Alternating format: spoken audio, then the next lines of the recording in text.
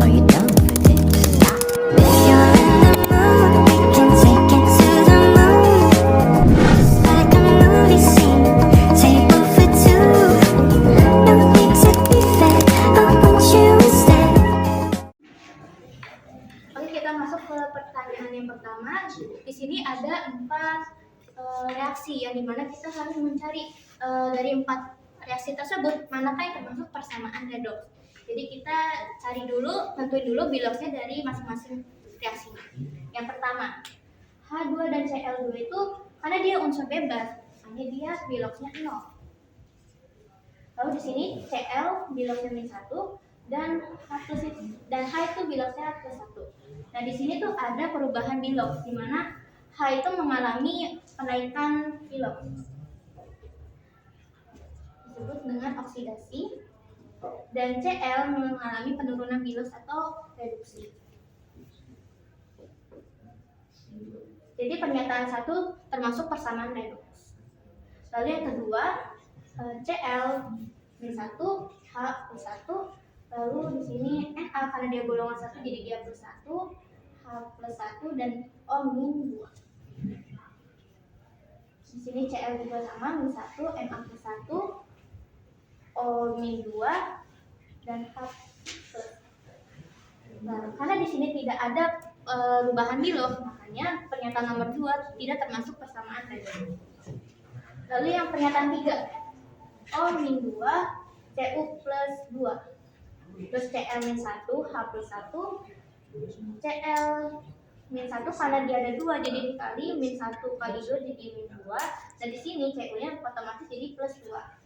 Lalu di sini H2O oksigennya tuh -2, H-nya tuh +1. Nah, di sini juga tidak ada perubahan bilox, makanya pernyataan 3 tidak termasuk persamaan redoks. Lalu yang pernyataan 4, Cl2 -1 karena dia ada 2 dikalikan jadi -2. Sn-nya otomatis jadi +2. Nah, ini termasuk unsur bebas, jadi makanya biloxnya 0. Ini Cl-1 H+1, ini Cl-1 karena dia 4 maka Sn-nya jadi +4. Lalu di sini H+1 I-nya -1. Nah, di sini terdapat perubahan bilox. Sn mengalami oksidasi dan I mengalami reduksi. Maka pernyataan 4 termasuk persamaan redoks. Jadi jawabannya adalah C, 1 dan 4. Oke, kita lanjut ke nomor 2. Di sini kita bisa lihat terdapat sebuah sel volta yang dimana kita diketahui nih anodanya Zn dan katodanya adalah Cu. Lalu seorang siswa menuliskan notasi untuk gambar di atas adalah Cu2+, jembatan garam, Zn2+, dan Zn. Bagaimana pendapatmu terhadap jawaban siswa tersebut? Sebelum itu kita perlu tahu nih cara penulisan notasi sel tuh kayak gimana. Jadi notasi sel itu bisa kita tulis seperti berikut. Anoda ion yang dimaksud ini adalah ion dari si anodanya. Lalu jembatan garam ion, lalu katoda. Nah, kita bisa lihat lagi dari gambar tersebut anodanya adalah Zn. Berarti kita tulis di sini Zn, ionnya Zn adalah Zn2+, lalu jembatan garam, lalu ionnya dari si katoda, berarti Cu2+, lalu katodanya Cu. Nah, dari sini kita bisa simpulkan bahwa siswa tersebut salah dalam menuliskan notasi selnya. Yang benar harusnya seperti ini. Dan jawabannya adalah A. Oke, kita lanjut ke nomor 3. Di sini ada reaksi Mg2+ tambah 2 elektron menghasilkan Mg dengan NO-nya sebesar -2,37 volt dan Ni tambah 2 elektron menghasilkan Ni dengan NO sebesar -0,25. Lalu ditanya potensial yang dihasilkan oleh reaksi tersebut itu berapa? Nah, untuk mengerjakan soal ini kita perlu tahu nih deret volta. Untuk urutan dari deret voltanya sendiri, Mg itu terletak lebih dulu dibandingkan Ni. Maka dari itu Mg itu menjadi anodanya, sedangkan Ni menjadi katodanya. Lalu untuk potensialnya kita bisa mencari dengan rumus E0 sel sama dengan E0 katoda dikurang E0 anoda. Dimana tadi kita kan sudah tahu nih katodanya itu adalah Ni. Maka dari itu kita tulis seperti ini.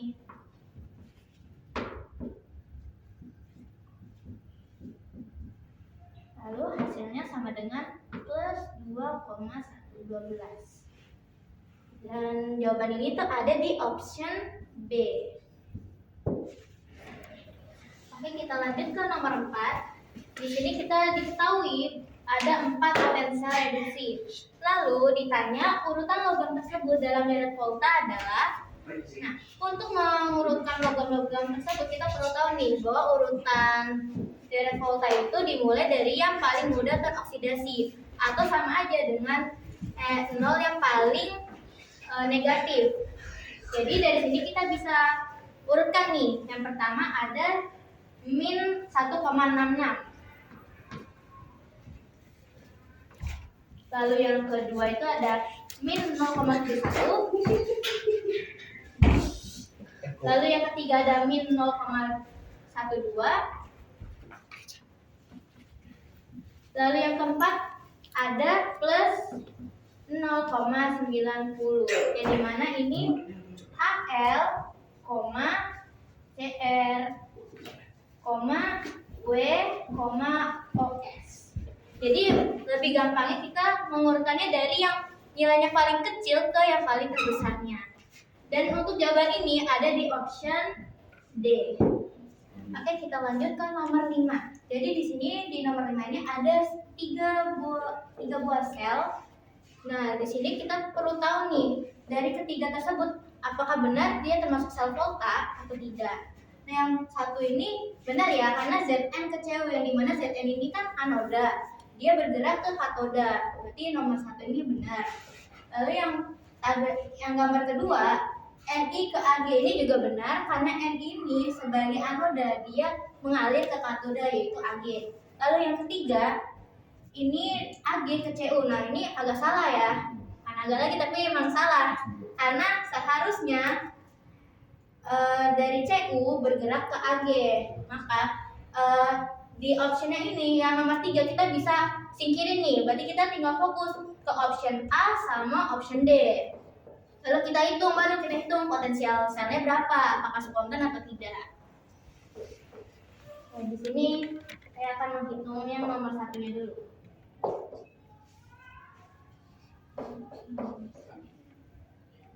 Di mana itu kan N0 sel sama dengan N0 katoda kurang N0 anoda. Di sini katodanya 0,34 dikurang min 0,76 sama dengan plus 1,10. Nah, ini spontan ya, berarti benar. Lalu pernyataan nomor 2.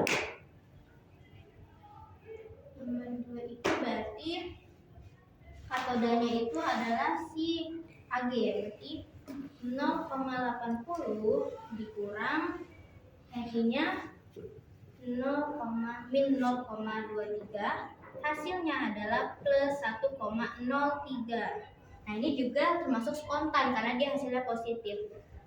Jadi jawabannya yang tepat adalah A. Oke, kita lanjut ke nomor 6. Jadi di sini terdapat 5 buah gambar. Nah, kita ditanya untuk menentukan pasangan notasi sel yang benar. Nah, dari 5 gambar ini kita perlu identifikasi dulu apakah kelima gambar ini itu sel volta semua atau ada beberapa yang tidak. Nah, kita identifikasi dulu yang nomor pertama. Dia itu mengalir dari Ag ke Zn. Nah, ini tuh salah ya guys, karena Ag ini dia tuh bertindak sebagai katoda, yang dimana alirannya tuh sel volta adalah anoda ke katoda. Jadi harusnya alirannya Zn ke Ag. Lalu yang kedua, alirannya dari Zn ke Mg. Ini juga salah. Ini terbalik juga sama seperti nomor 1. Zn itu tuh bertindak sebagai katoda. dan Mg itu sebagai anoda. Jadi harusnya alirannya adalah Mg ke Zn. Lalu yang ke nomor 3, aliran Zn ke Ni. Sebenarnya kalau dalam direct volta ini benar ya, karena Zn itu lebih dulu daripada Ni. Coba kita lihat lagi nih dari plus minusnya. Kalau di sel volta anoda itu kan minus ya, tapi di sini malah plus. Nah, jadi ini bukan termasuk sel volta. Lalu yang ke gambar 4, Mg ke Ni. Nah, ini benar. Karena Mg itu lebih dulu, makanya dia bertindak sebagai anoda. Tapi kita lihat dulu nih plus minusnya apakah benar atau enggak. Nah, di sini Mg anoda. Di sini tandanya minus, betul. Nah, di sini Ni tandanya plus sebagai katoda, berarti betul. Nah, gambar 4 ini berarti termasuk sel volta. Lalu ke gambar yang 5, Mg ke Ag. Ini dalam direct volta benar karena Mg itu lebih dulu. Tapi sama seperti kasusnya nomor 3, dia terbalik, di mana harusnya Mg itu minus, sedangkan Ag itu plus. Nah, maka bisa kita simpulkan bahwa sel volta yang benar ada di gambar 4. Nah, untuk notasi selnya bisa kita tulis seperti ini.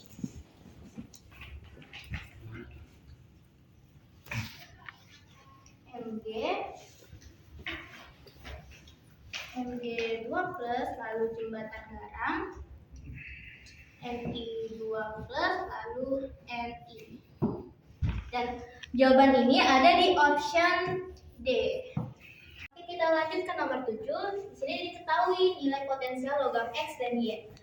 Yang dimana X2 plus tambah 2 elektron menghasilkan X dengan N0 selnya sebesar positif 0,30 volt. Lalu yang Y 2 plus tambah 2 elektron menghasilkan Y dengan N0 sel sebesar min 0,40 volt. Lalu ditanya, jika logam X dan Y disusun pada suatu sel volta dengan X dan Y sebagai elektroda, maka mana pernyataan di bawah ini yang tidak benar? Oke, kita identifikasi masing-masing dari opsinya. Yang pertama di opsi A, X sebagai katoda. Nah, ini benar ya, karena di sini nilai X-nya itu adalah positif, dan di mana katoda itu nilainya tuh semakin positif. Lalu di opsi B, Y sebagai anoda. Ini juga benar, karena Y dia itu nilainya minus. Lalu ke opsi yang C, potensial selnya sebesar 0,70 volt. Nah, ini kita buktikan dari rumus potensial sel, yaitu E0 sel sama dengan E0 katoda dikurang E0 anoda. Katodanya kita tahu 0,30 dikurang min 0,40. Hasilnya 0,70 volt. Nah, ini sesuai ya sama pernyataan di opsi C. Lalu kita lihat lagi ke opsi D, reaksinya. Jadi Y2 plus tambah X menghasilkan Y tambah X2 plus. Nah, ini tuh salah. Nah, kenapa salah? Jadi kita lihat di reaksi anodanya. Ini formatnya tuh bukan seperti ini. Harusnya seperti ini. Y menghasilkan Y2 plus tambah 2 elektron. Ya, dimana nanti kalau kita jabarkan rumusnya seperti ini, X2 plus tambah 2 elektron menghasilkan X, lalu di bawahnya Y menghasilkan Y2 plus tambah 2 elektron. Nah, elektronnya ini bisa kita coret. Langsung kita jabarkan ke bawah, menghasilkan X2 plus tambah Y menghasilkan X tambah Y2 plus. Jadi formatnya itu yang benar seperti ini, bukan yang seperti ini. Jadi ini salah. Lalu kita lihat lagi sekarang ke yang opsi E. Notasi sel voltanya seperti berikut. Nah, ini juga benar karena notasi sel itu kan dari awalnya itu anoda ke katoda. Nah, ini sudah benar formatnya. Jadi pernyataan yang tidak benar ada di opsi D. Nah, jawabannya adalah D. Oke, kita lanjut ke nomor 8. Di sini terdapat 4 jenis larutan. Nah, di sini kita disuruh untuk mengurutkan larutan yang memiliki tekanan uap paling kecil. Nah, untuk bisa mengurutkan tekanan uap yang paling kecil, kita bisa mencari dari nilai faktor Van Hoff-nya atau dari nilai I-nya di masing-masing larutan. Dari larutan yang pertama, ada C6H12O6 atau yang bisa kita kenalkan itu gula. Nah, gula termasuk jenis larutan yang non elektrolit. Maka dari itu nilai I-nya pastinya 1. Lalu ke larutan yang kedua, CH3COOH atau asam asetat. Dia itu termasuk jenis larutan elektrolit yang lemah. Nah, makanya I-nya juga sama dengan 1. Lalu kita ke larutan yang ketiga, NaCl. NaCl bisa kita pecah menjadi Na plus tambah Cl min. Nah, di sini N-nya sama dengan 2. Nah, kita masukin ke rumus yang ini. I sama dengan 1 ditambah 2 kurang 1. Dengan 1 ditambah 1 sama dengan 2. Ini untuk yang larutan ketiga. Lalu lanjut ke larutan yang keempat. Ada Na2S4. Bisa kita pecah menjadi 2Na plus ditambah SO4 min 2. Yang dimana N-nya itu sama dengan 3. Nah, kita sama masukkan juga ke rumus faktor Van Hoff-nya. Jadi langsung aja 1 tambah 3 kurang 1 sama dengan 1 ditambah 2 sama dengan 3. Nah, untuk mengurutkannya itu kita bisa lihat dari nilai faktor Van Hoff-nya. Jadi semakin besar faktor Van Hoff-nya, itu tekanan uapnya semakin kecil. Jadi kita lihat aja nih, yang paling besar kan ini, larutan keempat. Berarti yang paling pertama, yang paling kecil itu adalah 4, nah di sini yang terbesar kedua itu ada NaCl kan. Nah, berarti urutan keduanya itu ada 3. Nah, larutan 1 sama 2 itu kan sama-sama nilainya 1. Nah, kita bisa lihat dari jenis larutannya aja. Kalau misalnya larutan elektrolit lemah, itu tuh di bawahnya elektrolit yang kuat. Makanya habis 3 itu 2, lalu yang terakhir itu adalah 1. Dan opsi jawabannya adalah yang E. Oke, kita lanjut ke nomor 9. Jadi di sini ada 3 buah larutan. Nah, kita diketahui nih, jika Kf air sama dengan 1,86, maka konsentrasi dan jenis larutan X yang paling tepat jika titik beku larutannya sama dengan larutan NaCl adalah. Nah, di sini kita perlu mencari dulu nih delta TF dari si NaCl sendiri. Nah, kita pakai rumus I sama dengan I dikali ini. Nah, kan delta TF nya si NaCl kan sudah kita ketahui nih, min 0,072. Nah, bisa kita tulis di sini 0,072 sama dengan, nah I dari NaCl kan dari soal sebelumnya kita sudah ketahui nih, ada 2 jumlahnya. Nah, Kf nya di soal sudah diketahui 1,86. Nah, M-nya yang kita cari nih. Kita biarin aja. Nah, sama dengan M sama dengan 0,072. 2 dikali 1,86 hasilnya 3,72. Nah, 0,072 dibagi 3,72 hasilnya 0,01935 atau bisa kita bulatkan menjadi 0,02. Ini baru M-nya doang. Nah, kita cari larutan X-nya, berarti sama dengan I dikali M. Dengan I-nya tadi 2 dikali 0,02 sama dengan 0,04. Nah, kita udah tahu nih titik bukunya segini. Nah, sekarang tinggal kita lihat aja di opsi mana yang sama. Hasilnya 0,04. Nah, di sini yang opsinya sama adalah yang C. Oke, jadi di nomor terakhir terdapat 3 larutan. Yang pertama itu ada NaCl, ada asam asetat, dan ada glukosa. Lalu pertanyaannya, berdasarkan konsep sifat polimer larutan, Anita seorang murid kelas 12 memperkirakan hasil percobaan terkait kenaikan titik didih dan penurunan titik beku ketiga zat tersebut. Nah, di sini mungkin aku bakal kasih tahu teorinya. Jadi delta TB. Nah, ini kan ketiga larutan ini kan jenis larutannya beda-beda kan. Nah, kalau untuk delta TB atau titik didih paling besar itu ada di jenis larutan elektrolit yang kuat. Berarti yang pertama itu ada NaCl, lalu dilanjut dengan elektrolit yang lemah. Ada asam asetat, dan yang terakhir itu ada yang non elektrolit atau glukosa. Lalu yang kedua itu ada delta TF atau penurunan titik beku. Nah, kalau ini dia tuh malah sebaliknya. Jadi yang paling besar itu adalah yang jenis larutan non elektrolit. Jadi yang pertama itu ada glukosa, yang kedua itu ada asam asetat, dan yang terakhir itu ada NaCl. Lalu kita sesuaikan nih teori ini dengan pernyataan yang di samping. Yang pertama, titik didih larutan NaCl 2M lebih rendah dari CH3COOH 2M. Nah, ini jelas salah karena dia itu lebih besar dibandingkan asam asetat. Nah, yang kedua, titik beku larutan NaCl lebih rendah dari asam asetat. Nah, ini betul karena dia lebih rendah. Yang ketiga, titik beku larutan glukosa lebih rendah dari NaCl. Ini jelas salah. Yang keempat, titik didih glukosa lebih tinggi dari asam asetat. Ini juga salah. 5, titik NaCl sama dengan asam asetat. Ini juga pasti salah.